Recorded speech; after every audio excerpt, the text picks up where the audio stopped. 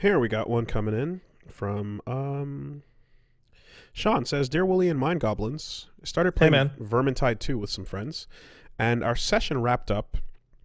I visited the subreddit only to be met with the sentiment that if you're not playing on the hardest difficulty, you're not playing the real game. I was already bummed by this thought process by Payday 2, where unless you play on one down Death Wish, then why bother? What's your opinion on anything below the top tier being thought of as the tutorial? There are the dozens of hours I spend playing and enjoying the game on normal, wasted time. Should I just suck it up? Yours truly, Sean." The people who hang out on that subreddit are playing that game as their online game of choice every single day. So to them, those modes are boring as piss because they have wrung out every possible iota of enjoyment out of everything other than the most bleeding edge, super difficult content. You see it in MMOs constantly, where there's an entire genre of person who raids Savage or like Ultimate or whatever, and they're just like, man, these fucking Care Bear casual, can't believe that. Oh, I'm doing my dailies. Like, I'd call that a subgenre. Yeah, it's fuck them. Mm-hmm. They're awful. Yeah, no. Difficulty elitism is stupid. At the same time, when a developer creates an intended experience that is like very, very highly detailed and has a lot of attention to detail, there's something to be said about, like, I love that, you know, we love that in Devil May Cry you start easy and you work your way up, right? You practice. If that game started on DMD, those no one would care about those games, at all. You know, like, you have to work your way up. You got to practice your combos, and then you get better and better. And then as you do, you are met. You want something to rise up to. Yeah. So I think that's totally fine. You know, if the game, and you know, and then there's the things where, like, sometimes the naming conventions are different. Like remember God Hand, right? Where, like, normal is hard and hard is God, and all that shit gets muddled around. But at the end of the day, you really just, like, if you're especially if it's a game that's like PvE, you know, or whatever, it's like you're playing for yourself, man. Like, if you're enjoying it and that's how you want to play it, then, like, yeah, don't let people, like, shit on you about that. And I guess there's no way to talk about this without immediately going into Souls discussion. Right. I actually have a slightly more interesting and less overused discussion, which is Pathologic 2. Pathologic 2 shipped with no difficulty selection whatsoever. It was then later patched in to have slightly easier difficulties.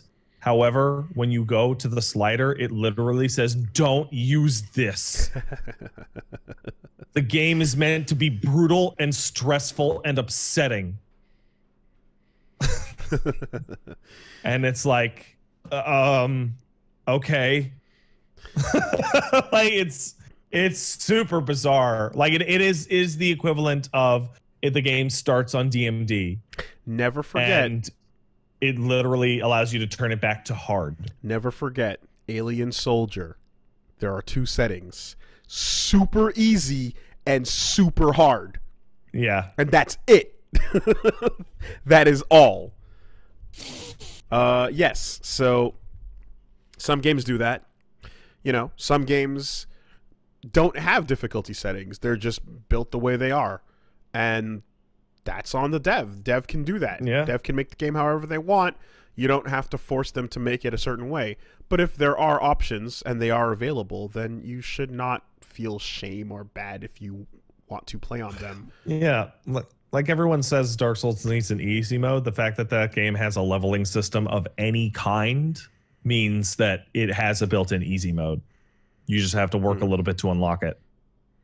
The only reason why roses are red, violets are delectable, you're not worthy as my opponent, easy now is now selectable, is a big burn on us. On you. It's because we've beaten these games 10 times, and we should never have to see that. So for us, we play a lot of Devil May Cry, so that's like, LOL, haha, you loser, you fucking oops. You know, you know better. Like, well, I haven't played DMC 3 in like 9 years, so it's like, oh, difficulty Johns, indeed. F1 racer double parks his car. LOL. You know. So yeah, it's just that. But like, for whatever purpose, if you're playing something and you know you pick the appropriate difficulty, then that's fine. In fact, we talked about options earlier. One of the coolest games when it comes to difficulty is Way of the Pacifist. Because Way of the Pacifist has two settings. One changes how the enemies react to you. One changes like enemy behavior, and the other changes your ability to make mistakes. And they're separate settings from each other. You know, and like you can make it so that like you still make the same number of mistakes, but the enemy rhythm doesn't change. It stays where it's at, and you can still get the challenge from that or not or whatever. So, and it lets you move both of those things around to create the perfect custom difficulty you like. It was pretty cool that you can tweak all those individual things. And also, even if you don't let if you don't let the player tweak things like that, which, you know, it's awesome when you do, but if you don't do that, then it's nice when you tell people what each setting changes. Yeah. It's nice when you tell them, you know, hey, enemies hit harder, you can't heal as much, saves are one and done, or not at all. I think one of the better difficulty modes I've ever encountered was actually in a really old game. And I think it's Silent Hill 2 onwards, in which there's action difficulty and puzzle difficulty. And there are 5 different sets of every puzzle in the game that have different amounts of clues, different solutions, etc. And the highest level ones are fucking impossible. I don't know how anyone is supposed to actually complete them. They give you shit all for hints. And it's like, fucking, I hope you know your Shakespeare. And for one of them in the bookstore that I remember. And it's like, it's totally absurd. It's totally absurd. But, hey, it's there for you if you want super hard puzzles. And piss easy action. You know? Have you seen the classic mode of FF7 Remake? Yeah. What's that like? It's fucking hilarious. Because it sounds from the description as it sounds like it's like the battles are automatic. You just wait for ATB. So what it is that you have easy mode, which is just much easier, which I put on to grind some shit out, and then didn't realize that's a system level setting, and was playing a little bit of my stream on easy mode and thought I was doing really well until somebody asked me to check it, and I was like, boo, I'm dumb. But classic is easy mode, system level set like. So what happened is, because I had to re-record the shit. Yeah. Right. I loaded up and re-recorded it on easy so I could go through super fast. And then later I loaded up my later save, but the difficulty selector is not in the save game. It's a system save. So when I loaded my later save, it reset was still on that. easy. Yeah. Okay. Gotcha. And I was genuinely confused when I encountered that. But classic is easy mode, so like much more damage for you, much less damage for them. But the character that you play as, their AI is turned on. Okay. As if you weren't controlling them. Yes. And if you want to run around and still do stuff, you can. But that's the main difference. So you kind of run out of the way of certain attacks if they're charging up, and then otherwise... Yeah, your character does the thing where they walk forward, blocking a lot. Will they cast spells on their own at all? No. Okay, you have to do all the ATBs. No, nobody uses an ATB ever on their own in that game. Okay. It sounds... Hey, dude, you hear about hard mode? No. FF7 has a unlockable hard mode. Really? And it is lit. It is super good. Really? The game has a static level, so it assumes you're going in at the cap. And everything scales? to a No, there's no scale. It's just everything is the cap. But but every enemy gets set to a certain point. Pretty much, they all get set to level 50, and then you just run with that. Yeah, and oh, interesting. And items are turned off entirely. Ooh. And you don't regenerate MP at benches.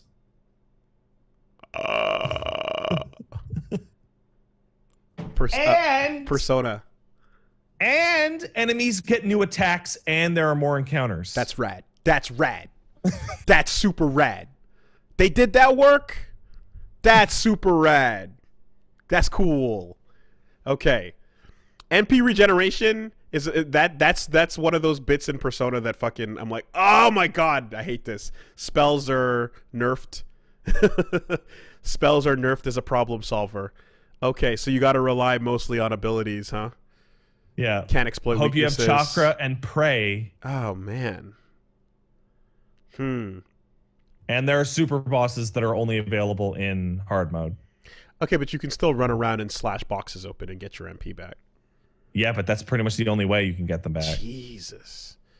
Or grind that and in battle regeneration. Grind for ethers out of battle. No, Wooly, items are off. In battle. All items are always off. No matter what. God damn. Okay. Yes. Okay. Items okay. Are gone. Not just in game. Okay. Yeah, I thought it was in battle too. Yeah, yeah. People were like, no, items might as well not exist. Whoa. So level up that revived materia. Yeah, that doesn't really I'm just thinking there's you can play the game without ever using them. So yeah, that makes sense. That's really hard. That's really hard. I'm super excited to go through it again. I'm super excited. That sounds very difficult. Some enemies are gonna be fucks. Anyway. Yeah, oh yeah. I was going to just say that I was talking about Way of the Passive Fist earlier. It's 4 different sliders that the game gives you for difficulty setting. The first one is enemy strength. The second one is encounters. The third one is combo mastery. And the fourth one is resourcefulness. So you can tweak all 4 of these to customize the type of experience you want to get. You know. That's cool, man. Rad. Really, really, really good. Yeah. So... Anyway, all right, let's take this one here.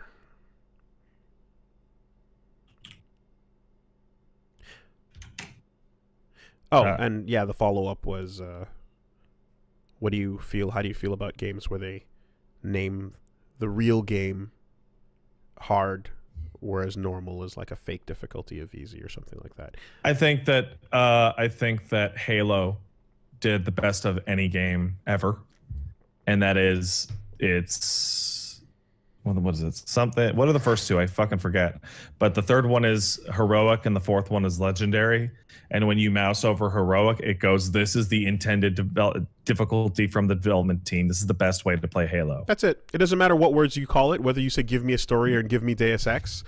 As long as you give a descriptor of it and you tell people what's happening in it, then if it says fucking nonsense, gibberish, and it says this is the intended experience, then you go, cool, that's what I'm going for. So, like Doom, it's fairly obvious that normal is a little too easy, and that ultra violence is probably what they wanted you to go for. Mm-hmm. In some cases, the design or like the changes like actually fuck up the design. One of the best ones I can think of is Ikaruga. Has a hard mode, but the hard mode fucks up the game's design because it has just too much. It sends back bullets of the opposite color whenever you destroy something. Yeah. And there are sequences of this game that are like musical in their design of how you swap colors and absorb things. And like it fucks up that flow so much that no one who plays for points really considers that, you know? Like they're like, no, the intent, like all the design shows itself in the normal mode, and then this kind of just adds a random factor that is like you know, way less interesting because it's a lot less like, not just less fun, but it's like you can see where it's like they didn't mean for that bullet to be there in this sequence, you know. So yeah, there are a lot of games in which there's a lot of games in which the higher difficulty mode is probably a lot to ask of people who are not familiar, but it is a more enjoyable way to play the game, and maybe on like replay, right?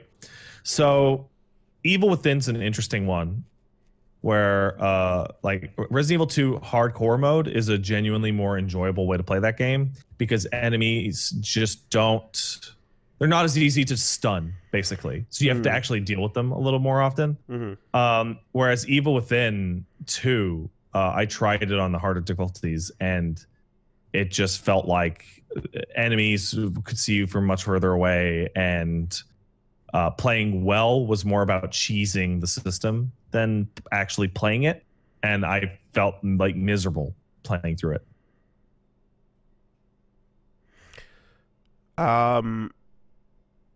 And they changed between 1 and 2. I feel like one of the weird ones that comes to mind is, I'm trying to remember the details of it, but you ever play Mega Man Zero? Yeah. Mega Man Zero had a fucked continue system and difficulty. Don't remember what it was. It was like, it was some bullshit where usually Mega Man, you got your lives, you got your attempts, and that's all there is to it. Yeah, that makes sense. And Mega Man had like, Mega Man Zero was like, you had the overworld and you had like 3 continues or something, and then like when those are gone, like that's it. Like your whole, it was something super brutal about it. It's been so long. Wait, really? Like for the whole game? It was like, you get 3 retries in a save file, and then reset to the start. Yeah. Get that. Oh. Yeah. It was crazy. It was really stupid with that. You get a game over, and then you're fucking just done in that. And furthermore, you get these cyber elves, which were like your little temporary buffs and power-ups and abilities. But they were one use only for the entire game.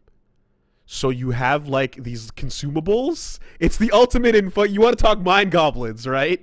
Cyber elves in Mega Man Zero literally created a little like there's a little Tetris almost like puzzle on your pause screen of all the little options you can get, all these little elves that do things.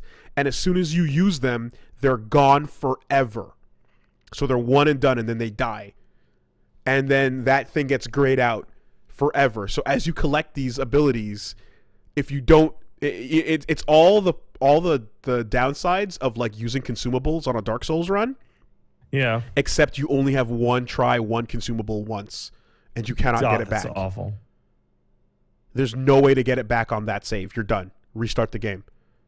So that's just terrible. Under what circumstance is it ever the correct time to use any of these unless it's the last fight of the game? Never. It was the worst, dude. It was the absolute worst. I fucking hated it. Yeah. And on top of that, like I said, they literally gray out on your select screen, you know? I feel like Mega Man X3, like when you switch to Zero, it was similarly like, you know, like if he dies, then he's gone. So you get like, so don't use him. You can use him, but just don't die with him. Yeah, but it's the first time I'm playing the game, so I'm gonna die. Well, yeah. So you know, Mega Man 01, like, just fucking went insane with that shit. And I feel like there's another aspect to the difficulty that I'm forgetting too that was extra little like go fuck yourself. But yeah. So the Mega Man Zero collection adds a save assist feature to fix. Here we go. I found a post. Sorry. What were you gonna say? I was just gonna say, like, I feel like it was gonna be a little in depth, so you go ahead and hit the save assist first. Okay. Yeah, no mission redo. Right, right. So the big issue with the old Zero games is they're stupidly hard to the point where the live system will actively annoy you or sabotage you in Zero 1. Ranks are heavily affected by deaths to the point where getting a good rank after a death is basically impossible. Basically, these are now effectively gone with the save assist into the games, which they added. Right, there's a ranking system that gets fucked over if you have to retry and you don't one-shot a mission. And, oh my god! And come on! And then you try missions and then you get locked out of them. Like you tried and failed. Fuck you. That mission's failed forever. Oh my god! Fuck off! It was so crazy. It was like, what are you doing with this system? You know, they really wanted to make like a new game in a new world and just feel completely different. And obviously they succeeded in making like a whole, you know, like you're running around as Zero, but like the world itself is like all connected. You can just walk all the way over to the boss area, you know, if you want. They're all a part of a giant 2D map. But using cyber elves hurts your rankings as well.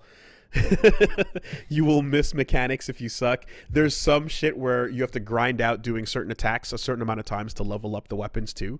But some weapons are obviously better than others, so you're just going to want to use the better weapons and level those up and not use the shittier weapons. So, it sounds like shit, dude. So then you got to take a shittier weapon and go out to the area and just farm using that same thing, killing things with the shitty weapon to level. Like, they tried so hard to make it so different, and it just ended up with all these dumb little things. When you're like, couldn't you just make me pick a boss and go to a stage and fight the boss? No, shut up. It's different. You gotta grind, but don't fail to speed run on every level. Then S rank everything. Never die ever.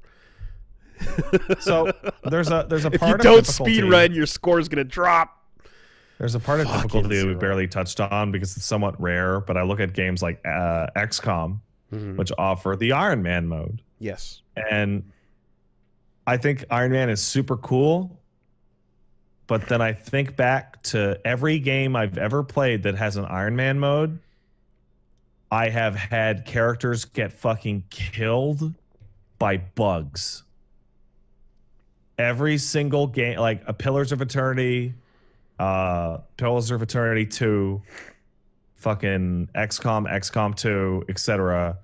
I have had characters like get shot through items they shouldn't get shot, or spells hit in the wrong place and shit like that, and just like ate shit to a grunt. It's like can't deal with it.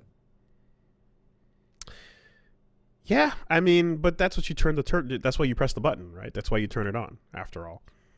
Like people are saying like bugs in quotation marks, and it's like I vividly remember a fantastic clip that you and I and Liam were part of our character's gun clipping through a sectoid's face. Yep. And they turn it away to miss.